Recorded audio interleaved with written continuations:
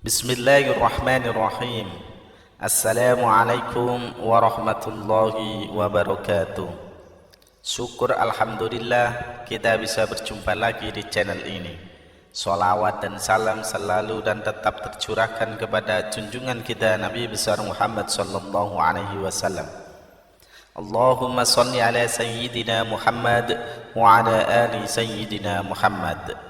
Harapan dan doa saya semoga saudaraku semuanya selalu diberikan kesehatan, dilapangkan rezekinya, diampuni dosa-dosanya, dan dipanjangkan umurnya.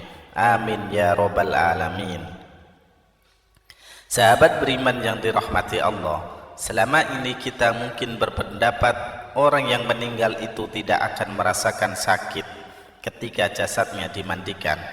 Padahal saat dimandikan tersebut, mayit tersebut menjerit. Diceritakan oleh Aisyah ketika itu ia tengah menunggu suaminya Rasulullah sallallahu alaihi wasallam kembali ke rumah. Ia mengucapkan salam dan kemudian berdiri untuk menyambut sang nabi kecintaan Allah tersebut. Duduklah di tempatmu, tidak usah berdiri wahai ummul mukminin. Begitu ucap Rasulullah sallallahu alaihi wasallam. Rasulullah sallallahu alaihi wasallam kemudian turun duduk bersama Aisyah dan kemudian meletakkan kepalanya di pangkuan istrinya tersebut. Aisyah lantas mencari uban pada jenggot Rasulullah dan menemukan 19 helai rambut yang sudah memutih. Aisyah kemudian berpikir dalam hatinya, sesungguhnya baginda akan meninggalkan dunia ini sebelum aku, sehingga tetaplah satu umat yang ditinggalkan oleh nabinya. Maka ia pun menangis sehingga mengalir air matanya jatuh menitis pada wajah baginda Rasulullah. Sadar terkena tetesan air mata istrinya, Rasulullah pun kemudian terbangun dari tidurnya. Wahai ummul mukminin, apa yang membuatmu menangis? Tutur Rasulullah. Aisyah kemudian menceritakan apa yang ia rasakan setelah melihat uban-uban Rasulullah sallallahu alaihi wasallam tersebut. Tahukah kamu kondisi apakah yang paling menyusahkan bagi si mayit? Kata Rasulullah sallallahu alaihi wasallam. Tidak ada kondisi yang paling menyusahkan atas diri mayit dari saat keluar dari rumahnya, anak-anak yang ditinggalkan berada di belakangnya serta menangisinya, kata Rasulullah. Itu memang menyakitkan, tapi masih ada lagi jalan pedih dari itu, sahut Rasulullah sallallahu alaihi wasallam. Tidak ada kondisi yang lebih berat atas diri mayit dari saat dia dimasukkan dalam liang lahat dan dikubur di bawah tanah. Para kerabat, anak dan istrinya meninggalkannya.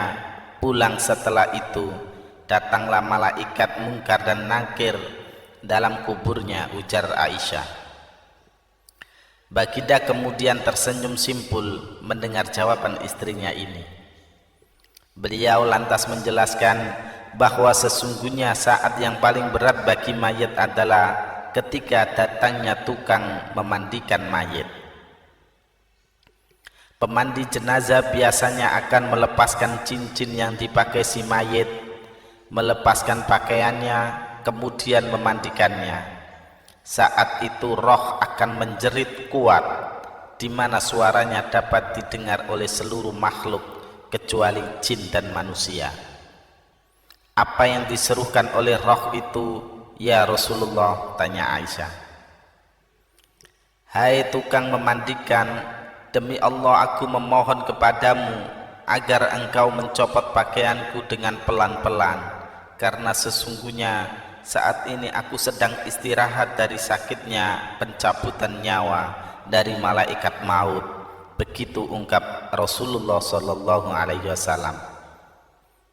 Aisyah kemudian semakin penasaran. Lalu apa yang diserukan lagi oleh roh? Tanya Aisyah lagi. Hai tukang memandikan, demi Allah jangan engkau tuangkan air panas, jangan engkau gunakan air panas, dan jangan pula air dingin. sesungguhnya jasadku telah terbakar saat dicabutnya nyawa, papar Rasulullah. Lalu ketika dimandikan, apa yang diserukan oleh roh itu? Tanya Aisyah lagi.